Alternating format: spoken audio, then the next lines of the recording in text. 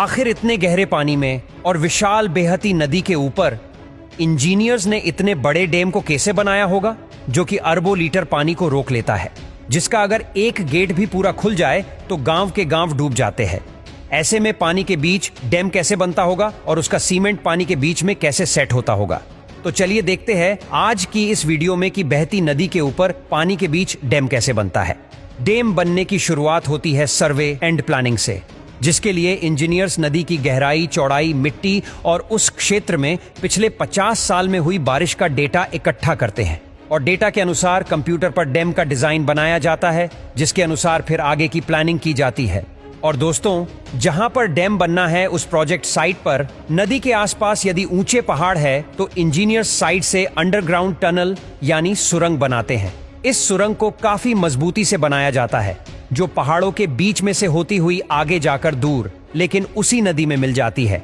फिर इसके बाद सुरंग की एक सिरे के जस्ट आगे से पत्थर, मिट्टी आदि डालकर और जरूरत पड़ी तो कंक्रीट भी डालकर एक टेम्परेरी बांध या दीवार बनाई जाती है, जो कि एक प्रकार का कॉफर डैम होता है, जिससे नदी का पानी रुक जाता है और धीरे धीरे पानी का लेवल बढ़ने लगता है और पानी बढ़ने के बाद पानी सुरंग से बहना शुरू हो जाता है। ठीक इसी प्रकार सुरंग के दूसरे साइड पर भी एक और टेम्परेरी बांध यानी कॉफर डैम की दीवार बनाते हैं।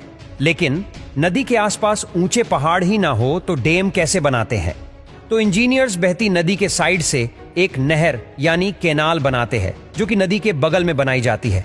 यह नहर घूमकर फिर से नदी में ही मिल जाती है और फिर नहर के आगे पीछे दोनों भागों पर सुरंग की तरह ही नदी के साइड में पत्थर, मिट्टी, सीमेंट आदि डालकर टेम्परेरी बांध बना लेते हैं। और हाँ, आपने डैम के आसपास कई बार इस तरह के पत्थर, मिट्टी के ढेर देखे होंगे। यह भी एक तरह की टेम्परेरी बांध ही होती है। इस तरह के टेम्परेरी बांध पानी को रोक देते हैं, जिसके कारण नदी का पानी मुड़कर साइड से नहर या सुरंग के जरिए निकल जाता है और हमें बीच में खाली जगह मिल जाती है। फिर उसमें जो पानी भरा होता है उस पानी को पंप के जरिए निकाल देते हैं और यह पंप लगातार चलते रहते हैं ताकि लीक हुआ पानी भी निकलता रहे। लेकिन परेशानी अभी खत्म नहीं बल्कि शुरू हुई है। सबसे पहले हम मशीनों की सहायता से जमीन को खोदकर एक लेवल कर लेते हैं। फिर जमीन में लाइन से मशीन के द्वारा कई सारे बोर करके उसमें कंक्रीट भरते जाते हैं। ये बोर बिल्कुल पास पास होते हैं, जिस वजह से एक अंडरग्राउंड दीवार जैसा बन जाता है, जिसे कट ऑन ऑफ वॉल कहते हैं। ये दीवार जमीन के नीचे से पानी लीकेज होने से रोकती है। इसके बाद समतल किए हुए गड्ढे में कंक्रीट भरा जाता है, जिससे इसका बेस तैयार हो जाता है। अब इस बेस पर डैम का फाउंडेशन बनाया जाता है। डैम का फाउंडेशन डैम के ऊपरी सिरे के मुकाबले बहुत चौड़ा होता है, जिससे इसका सेंटर ऑफ ग्रेविटी जमीन के पास आ जाता है और डैम की स्टेबिलिटी बढ़ जाती है। डैम जितना ज्यादा नीचे से चौड़ा होगा उतना ही ज्यादा मजबूत होगा, क्योंकि नीचे की तरफ पानी का प्रेशर ज्यादा होता है। इसलिए तो हम पानी की टंकी में नीचे से पाइप लगाते हैं, ना कि ऊपर से।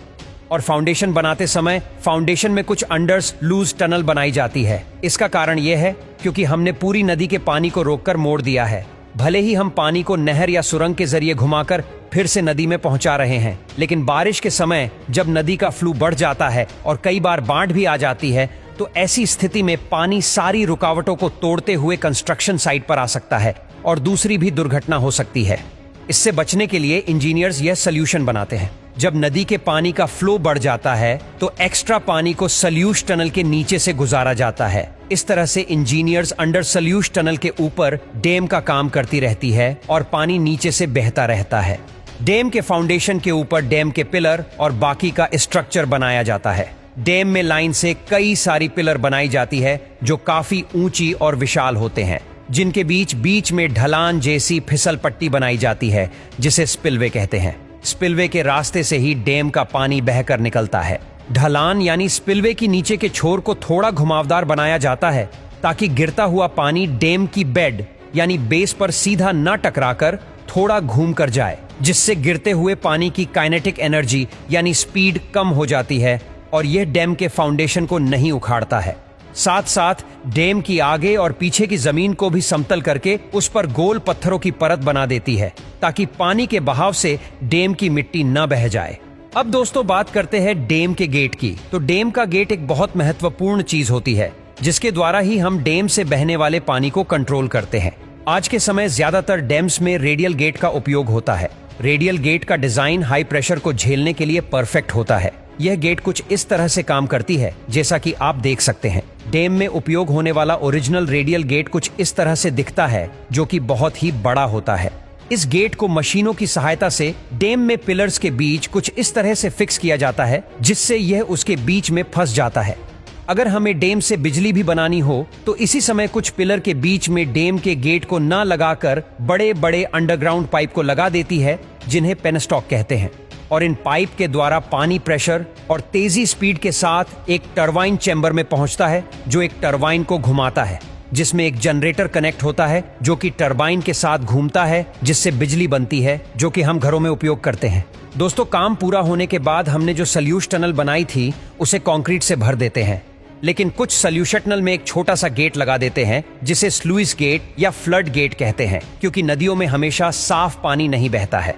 इसीलिए कुछ समय बाद डैम की पानी भरने वाली साइड में मिट्टी और काई जमा होने लगती है, जो डैम को जाम कर सकती है। इससे बचने के लिए समय समय पर स्लुइस गेट को खोल देती है, जो बिल्कुल नीचे की साइड बने होते हैं, जिससे नीचे जमा गंदगी निकल जाती है और डैम कभी जाम नहीं होता।